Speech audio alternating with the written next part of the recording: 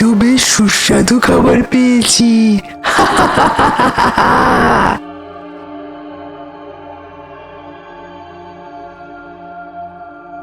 অনেক দিন আগেকার কথা।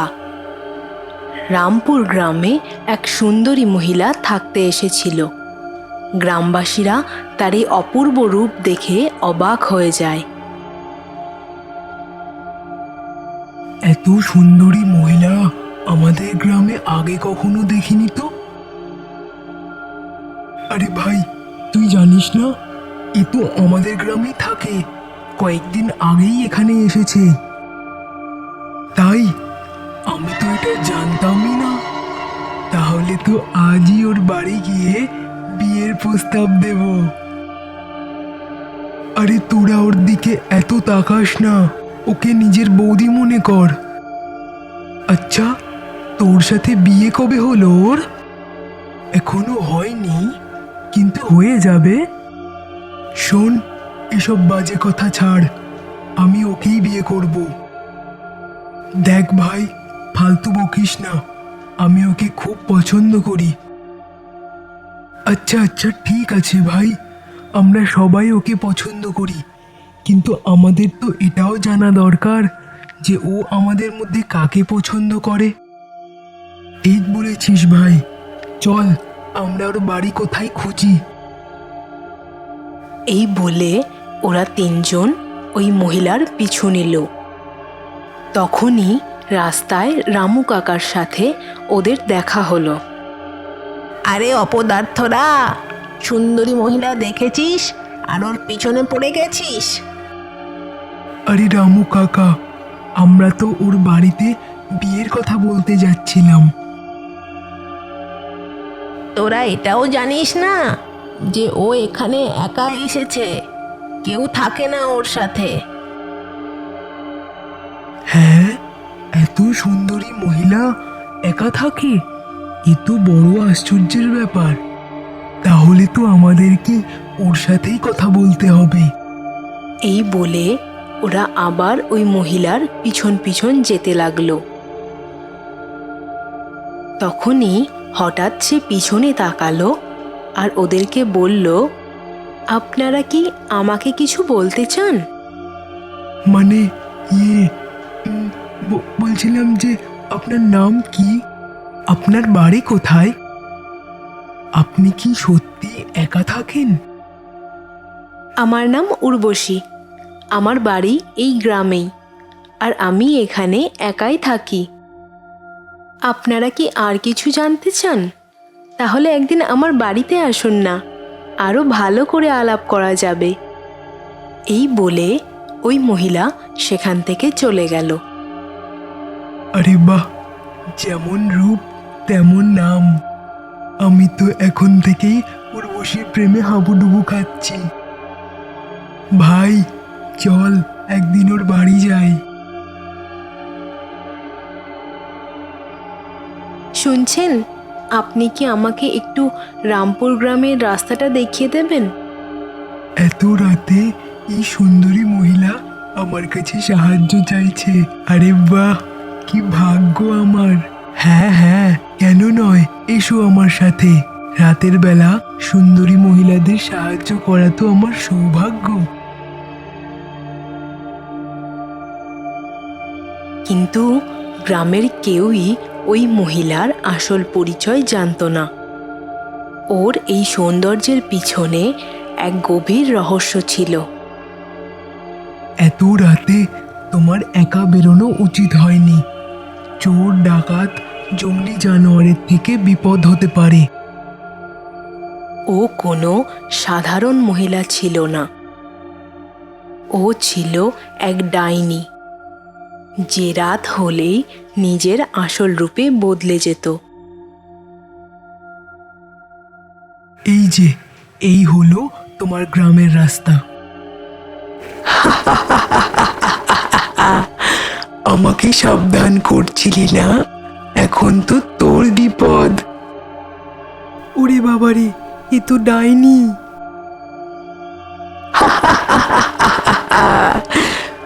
আজ তো তোকে খেয়েই আমার খিদে মেটাবো। বাঁচাও।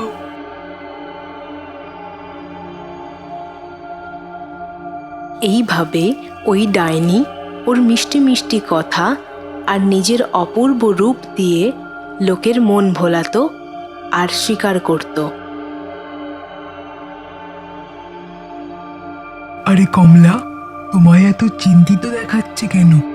কি আর বলবো রাজন ভাই, কাল সন্ধেবেলা ওনার শহর থেকে বাড়ি ফেরার কথা ছিল, কিন্তু দেখুন না, আজ দুপুর গড়িয়ে বিকেল হয়ে গেল, এখনো পর্যন্ত তার কোনো খবর নেই।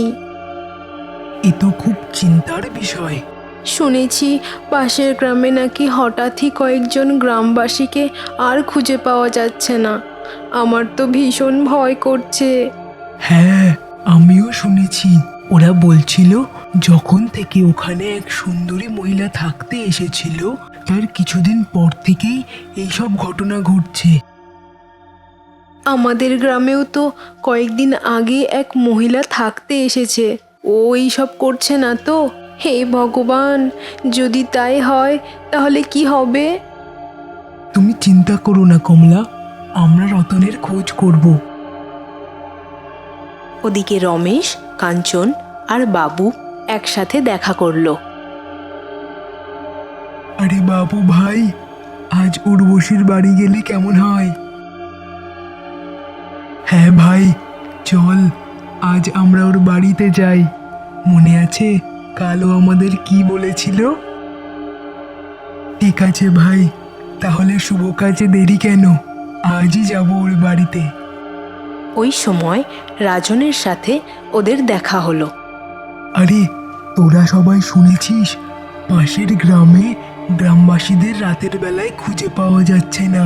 ওরা বলছিল এই ঘটনার পিছনে নাকি এক সুন্দরী মহিলার হাত রয়েছে। সুন্দরী মহিলা কি করে গ্রামবাসীদের উধাও করে দিতে পারে? এটাই তো রহস্যের ব্যাপার। তার উপর রতনও কাল থেকে বাড়ি ফেরেনি, ওর বউ খুব চিন্তা করছে। কিন্তু আমাদের গ্রামে তো এমন কোনো সুন্দরী মহিলা নেই। আরে তোরা জানিস না, কয়েকদিন আগে আমাদের গ্রামে এক সুন্দরী মহিলা এসেছে। আমার তো মনে হয় এ সেই মহিলা। কে? উর্বশী? আরে না না, ও এরকম নয়। আমরা তো আজ ওর বাড়িতেই যাচ্ছি। তোদের যাওয়া উচিত না। আমি কিন্তু এই মহিলাকে ঠিক বুঝছি না। আমাদেরকে আগে গুরুজির কাছে গিয়ে পরামর্শ নেওয়া দরকার। আরে রাজন কাকা, তুমি শুধু শুধু চিন্তা করছো। উর্বশী এরকম মহিলা নয়। এই বলে ওরা তিনজন ওখান থেকে চলে গেল। ভাই, রাজন কাকা সত্যি কথা বলছে না তো? আরে বাবু ভাই, তুইও ওনার কথা বিশ্বাস করলি? এখন তাড়াতাড়ি চল, উর্বশীর বাড়িতে যাই। আমি তো আর অপেক্ষা করতে পারছি না। এরপর ওরা তিনজন উর্বশীর বাড়িতে এসে পৌঁছালো। আরে উর্বশী, কোথায় তুমি? আপনারা এসে গেছেন? আমি তো কখন থেকে আপনাদের জন্য অপেক্ষা করছি। আপনি কি করে জানলেন আমরা আসব? আমি সব জানি। নিন, আপনারা এই শরবতটা খেয়ে নিন, আমি এক্ষুনি আসছি। এরপর ওদের তিনজনকে শরবত দিয়ে সে ওখান থেকে চলে গেল। ভাই, উর্বশী কি ভালো। হ্যাঁ ভাই, আজই ওকে জিজ্ঞেস করব যে ও আমাদের মধ্যে কাকে পছন্দ করে। যেই না ওরা শরবত খেলো, তখনই ওদের মাথা ঘুরতে শুরু করলো। আরে ভাই, আমার মাথা ঘোরাচ্ছে কেন? হ্যাঁ ভাই, আমারও কেমন একটা হচ্ছে। এই উর্বশী আমাদেরকে কি খাওয়ালো কে জানে।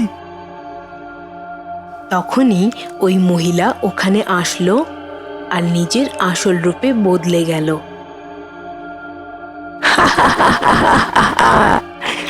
ভালো লেগেছে শরবত? এখন কেমন লাগছে? কিছুক্ষণের মধ্যেই ওরা তিনজন জ্ঞান হারিয়ে ফেলল। এবার আমি সব থেকে সুন্দরী আর শক্তিশালী হয়ে যাব, আর কেউ আমাকে আটকাতে পারবে না। তখনই রাজন গুরুজিকে নিয়ে ওই ডাইনির বাড়িতে পৌঁছায়। দেখেছেন গুরুজি, আমি ঠিক সন্দেহ করেছিলাম। শয়তান ডাইনি, আজ থেকে তোর সব চালাকি বন্ধ।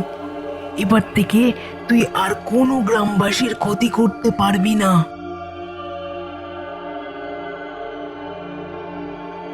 আহ, আমি তো পুড়ে গেলাম, আমি তো জ্বলে গেলাম। কিছুক্ষণের মধ্যেই রমেশ, কাঞ্চন আর বাবুর জ্ঞান ফিরল। আর এইভাবে সমস্ত গ্রামবাসী ওই ডাইনির হাত থেকে মুক্তি পেল।